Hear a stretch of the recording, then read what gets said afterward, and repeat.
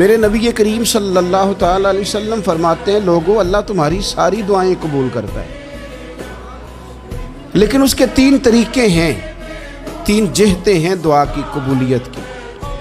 یا تو جو تم مانگ رہے ہوتے ہو رب وہی تمہیں عطا کر دیتا ہے، یا وہ تمہارے حق میں بہتر نہیں ہوتا جو تم مانگ رہے ہو۔ تم بے شک بڑے بے چین ہو، بڑے تڑپ رہے ہو، میں ایک مثال دے چکا ہوں پہلے کہ بچہ ایڑیاں مار رہا ہے، یا تو جو تم نے مانگا ہے تمہارا رب تمہیں وہی دے دیتا ہے، یا وہ تمہارے حق میں بہتر نہیں ہوتا تو اللہ اس کے بدلے تمہیں کوئی اور چیز دے دیتا ہے۔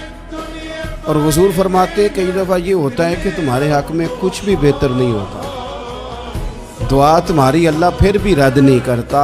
تیسری صورت میں رب تمہاری دعائیں ذخیرہ کر لیتا ہے اور ان دعاؤں کے بدلے اللہ قیامت میں تمہیں اجر عطا فرما دے گا۔